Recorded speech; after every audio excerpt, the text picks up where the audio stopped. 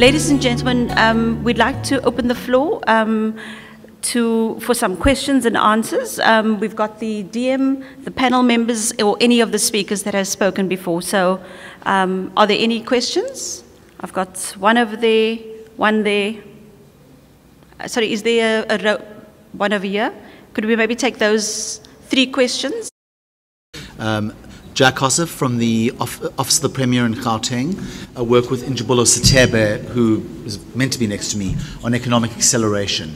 So we, as the Apex office in a province, have a very specific institutional question, which we think, working with you as we are, we're in the process of answering, but would be useful to have comments. There is logic, we feel, in positioning provincial government to play more of an explicit institutional role in the development and the governance of the SEZs. And specifically that relates to how, it relates to the comments that was made by both the last 2 speakers, by Sipho and Mr. Molafani, on the question of SEZs as platforms. Because you can't just do them as industrial parks. They've got to fit within an ecosystem that includes mega human settlements, that includes roads, that includes transport, and ultimately the place where most of those mandates converge is provincial government. So in the context of the overarching model, while we recognize obviously that metros and municipalities and especially districts have to play more of a role, I just wanted to kind of get a view from the panel. Is it time to give provincial government a more explicit role in partnership with you in running the SEZs? Should we sit on the boards? Should we be developing the special purpose vehicles? Is this just something we have to work out in practice? Thank you. The gentleman. Deputy Minister, DG and colleagues, my name is Dise Somagele from the Free State Department of Economic Development, Tourism and Environmental Affairs.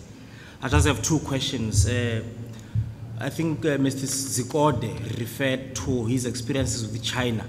So I just wanted him to perhaps, if he has that time, to share the differences, if any, regarding the legislative regime in China versus South Africa with regard to the operations of special economic zones. Can we say that in terms of the laws or the regulations that governs SEZ, are we too cumbersome, or comparatively speaking, are we too cumbersome, or are we actually competing? That's the first one. The second one, a province like the Free State province, because even if you look at the top performing, you can actually draw the trends in terms of the top performing SEZ. You don't necessarily find rural or poverty-stricken areas playing that role. Are we in a position to determine if there can be a potential for those SEZ that are developed in poor or rural areas not to be able to compete with in other areas with regard to differences in terms of operations and so on? Thank you very much. Thank you. Yes, thank you. Good morning. Okay. Thank you very much for allowing me this opportunity.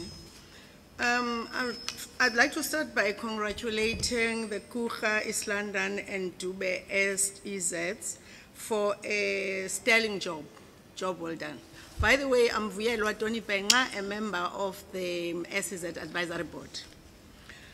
Now, my interest is on the jobs that have been created. We speak of skills development and skills transfer. My question is, has there been an analysis of those jobs that have been created in all these SEZs? Analysis in the sense that which job positions are occupied by South Africans, which job positions are occupied by non-South Africans. Lest we discover that there's been skills importing. And the categories of those skills, that is the levels. Of those levels, high-level skills, scarce and critical skills, high-tech skills, South Africans are occupying those skills. It's a question.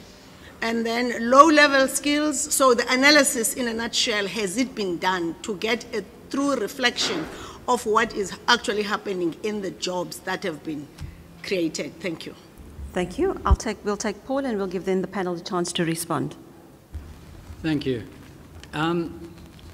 It's Sheila Nyasha, is that right?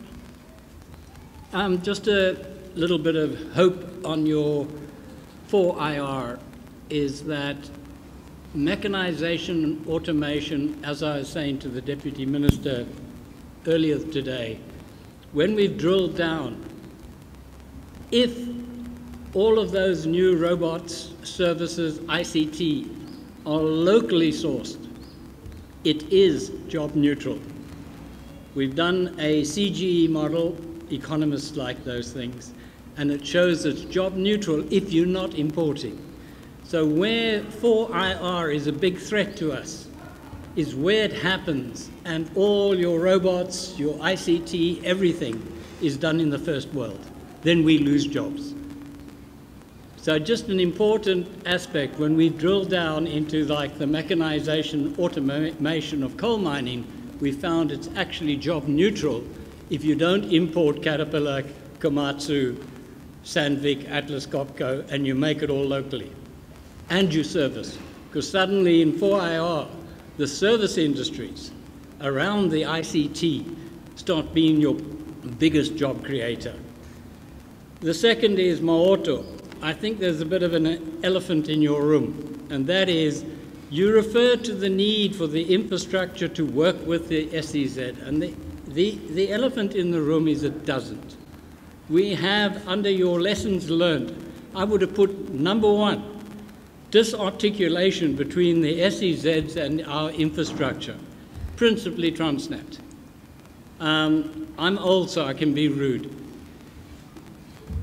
Madala.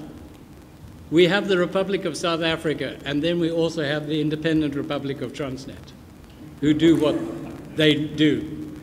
If you look at Shenzhen, Subic Bay, Clark, all of them, and I've, like you, visited most of Kaohsiung, Shenzhen, with Kaohsiung, the port, they are one. The port, the infrastructure, and the industrial are one. But here we have a division, and we don't work together. We all belong to the same shareholder, the people of our country, and yet we have these different agendas. And maybe you're just being polite because you're in government and you can get fired. I can't, I'm beyond. So I just think that is our biggest nut to crack. We need government working together, not pulling in different directions. And the biggest is that the infrastructure, the power, the roads, the rail, the port must be one. In your new approach, you have number one as infrastructure, but you skate around that elephant again. You don't want to name it. That elephant isn't just Transnet. It's Sanral. It's the whole, it's Eskom. We have to have, like in China, they all work together. On China, I think it would be good for the whole audience here to see a docu that was made recently, won a lot of prizes, called American Factory, about a Chinese company moving into the Rust Belt. And you immediately see why the Americans are losing out, and you see there's interviews with the Chinese workers and what they used to, that the massive labor discipline and advantage China has, even when operating in the US. I think it's a very worthwhile docu for you to draw. They come with other conclusions because they're Americans, but you can draw out your own conclusions. The other thing is, in your whole analysis, you never came around to the export percentage. They were all based on the world market, which world trade has been increasing in the last 30 years faster than the growth in world GDP. The game is getting into global trade. Kaohsiung was that, not an SEZ anymore, it's just a zone now. Shenzhen, export. They were all, I think, the export element. And then we have a problem if we look at the export element at some of the SEZs. Do they really have an export advantage? China started on the coast, then put in very cheap, very fast, very efficient infrastructure to effectively economically move the inland SEZs to the coast. With that cheap, rapid infrastructure, they were, in virtual sense, they were on the coast now. But that was phase 2 when they had the money to put in those rapid rail, container, roll-on, roll-off infrastructure, and it's working. I think that we have a lot to learn, especially SIPO. I'm sure you are very aware of this. My final is to SIPO, is something I said to Lionel earlier. Why we took the IDZ and SDI program to the DBSA way back was we were told to bugger off by Karel van der Merwe and the old Broederbond at that time. And we went to DBSA because we already had Ian Golden came in. But your unit, from my point of view, IDC is way more important because they industry, we want manufacturing, and they can really facilitate. They can do PFSs, they've got the engineers, they can come with debt, they can come with equity, which makes the project so much more attractive in terms of facilitating an investor, local or foreign. So somehow, Lionel tells me you also have a unit of sorts in IDC, but to me, IDC is much more seminal to industry, as its name says, Industrial Development Corporation, than DBSA.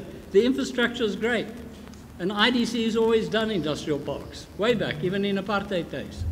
So somehow we need that state capacity, power, and money, and analytical ability. DBSA doesn't have the ability to strip down a tier 2 motor supplier as to whether it's viable or not. IDC does.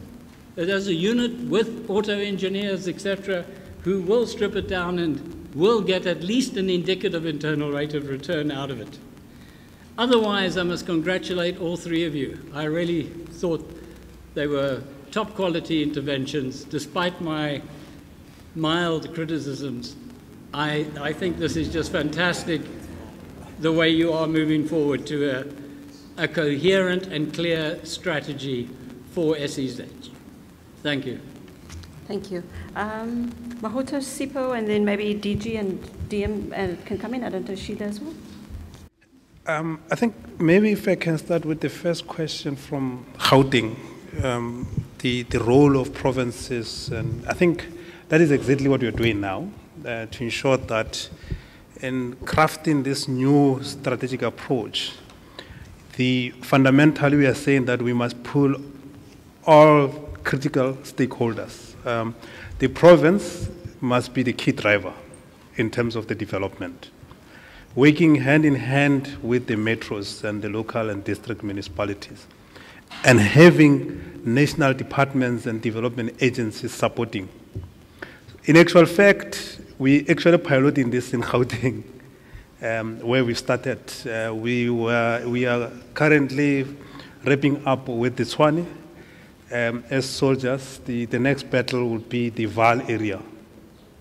Once we conclude the Vaal, we'll probably go to Ikandastria and Lansaria. We ultimately want to have Gauteng as Singapore. So that's the intention. The analysis of jobs, well, we're working with the SEZ Advisory Board. This is an ongoing exercise that we're currently undertaking. And I'm sure the work is done at the moment. But it's safe to say that, yes, we take the inputs, we would probably improve where we need to improve. The jobs are just currently reported as raw as they are. But I think that thorough analysis is very much needed. Paul, we fully agree with you in terms of finding synergies between the ports and SEZs. I mean, the reality is that we identified and developed Coega on the basis of the port that exists here. East London on the basis of the port, to take advantage of the opportunity that the port presents. But I think we're gaining some strides. We're working with the new management in Transnet. DG is meeting with executives on Friday The board was convening the meetings with the leadership of Eskom just to deal with just to deal with our relationship, the relationship between the SEZ and Trans. We see the port and the SEZ as one thing, as opposed to being two separate enclaves. And of course, we also take your inputs around export. It is in the strategy, but I think in terms of reporting, we must be as eloquent as possible. Thanks. Colleagues, just to add on the experiences, with China, I think Dr. Jordan has covered it very well. But what will impress you with the Chinese, the Communist part of China makes policies and everybody else follows the policy. There is no like minister or DG or DDG who will deviate from the policies. It's all about that. They make policies and everybody else implements. The second one I want to highlight, still under the China, China is a big market. So their incentive for their SEZ is just a market. They use their state-owned companies, they use government departments to procure from, these companies that are locating in their SEZ that they are promoting. So I think it's a good lesson even for us that we need to open up markets, but first use the state-owned companies and government departments, to provide market access to the companies locating in the SEZ.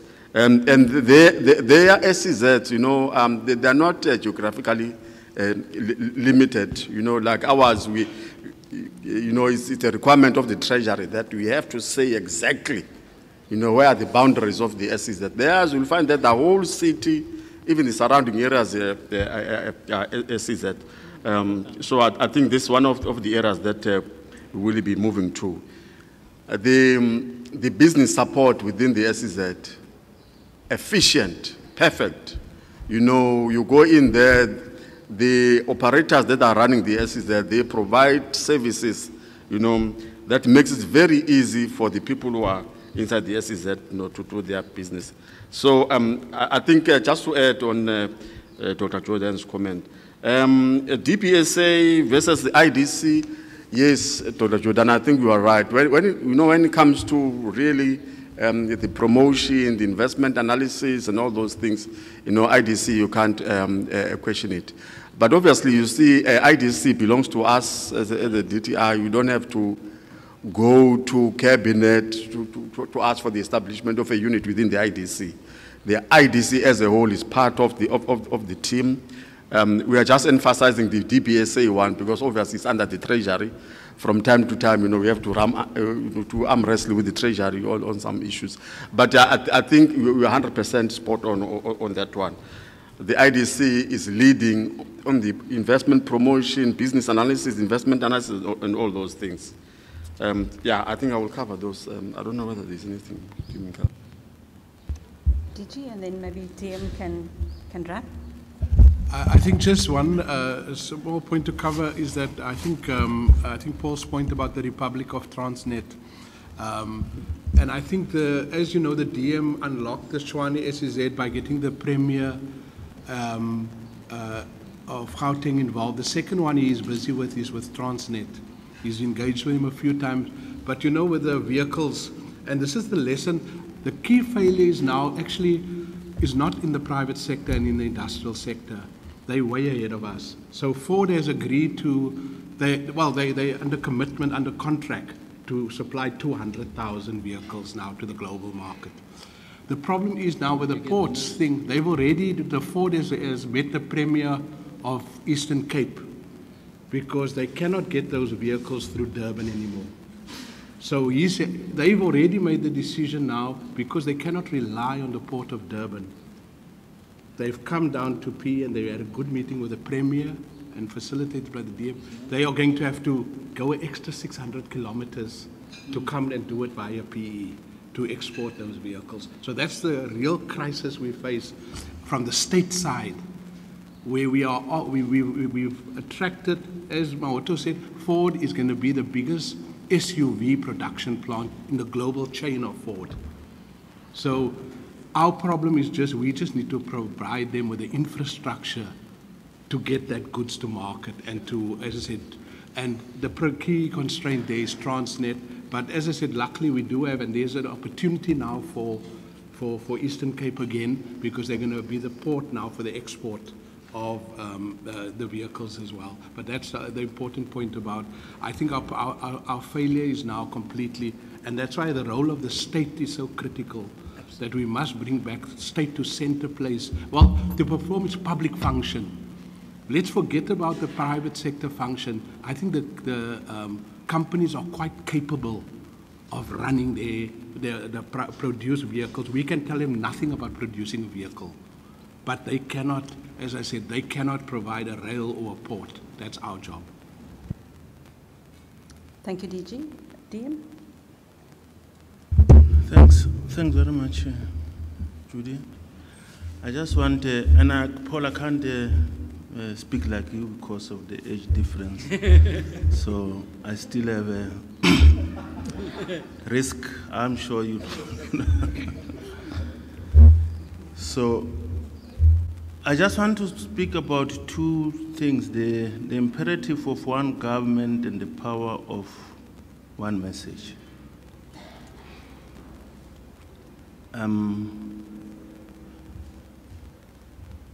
And this has got this issue of one government and what people call the Republic of Transnet. I haven't said so. As one example, has got to do with the capacity of the developmental state.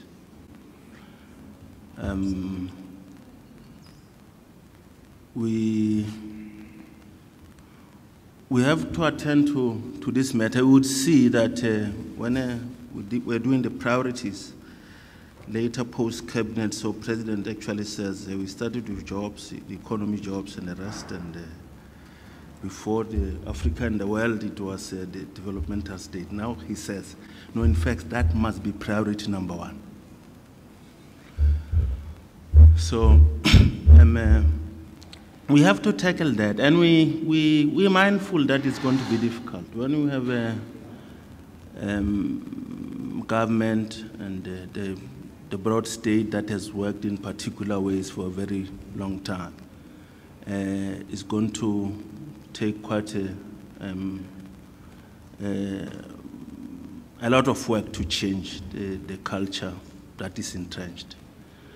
But I'm quite certain that there's the will to tackle that. You would have seen that in the run-up to SONA, I saw there was a little picture there that President had with a few ministers. Because given that the priority for SONA was the challenge of the economy and jobs, so that's what we're trying to tackle, to ensure, just firstly, starting with the economic cluster of ministers, that they can be organized, they can be coordinated, that we can act in one direction and ensure that all our departments, all our entities can act in and move in one direction. So I think we will get there. And but this I can say, Paul, so it's for some of us who are new in government, so we bit liberated because we don't come with the baggage of the past, so we don't really worry about people telling us, no, this is how things used to be done. We're not interested in that. So we think President is quite clear, and I think we'll be able to push. So it will take some time, but we need to push to ensure that government can work as one government. This issue of the Durban port is such a bottleneck in the economy. So, because, so when we say that we need this team of ministers to act together on all economic matters, so there's no matter just the DTIC or minerals and energy, but that we've got to look at all the economic questions as a cluster of ministers. That's one of the issues that we have to tackle quite urgently. Of course, there would be several others, including the energy constraint. So I'm quite confident that we're making some progress. We'll make progress. It's going to be a tough job, but we will tackle it. On the power of message, I'm happy that at least in the DTIC, so you can hear. So many voices, one message.